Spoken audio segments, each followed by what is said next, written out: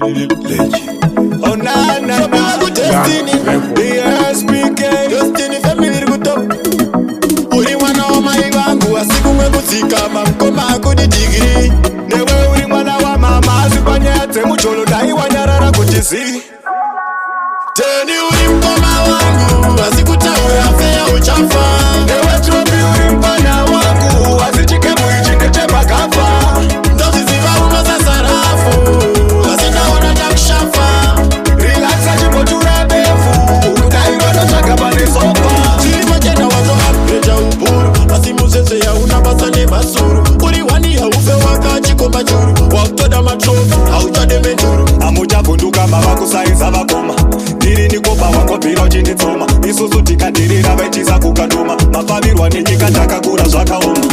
Teni uri mkoma wangu asikutawe afea uchafa. Newe tropi uri mpana wangu asichike muichinde chema kafa. Ndozi ziva uno za sarafu asinaona takshafa. Relaxa jimbo turabefu udairono chakabane sopa. Uchatisemezane kuti urira uri munhu mukuru but unosifurira. Matemptations anonkurira kana kandisvikira ndikwanise kupfurira. Upenyu hwako uchakujurira inga une kumba kwako kwekunyurira. Price haina basa handinozvitengera kana mawana katanga ziva kwekunzvekera. Teni uri mkoma wangu asikutaura fea uchafa.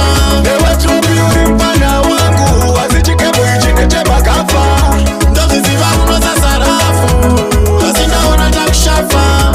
Relaxa jimbo turabefu udairono chakabane sopa. Chilima jena wazo hapeja uburu Masimuzenze ya unabasane masuru Uri wani ya ufe waka chikomba churu Waktoda matrofi haujade menturu Amuja bunduka mawako saiza wakoma Diri nikopa wako pilo jindi toma Isuzu tika diri rabe chiza kukaduma Mafabirwa ninyika takakura zwaka oma. Teni uri mkoma wangu asikutawe afea uchafa. Newe tropi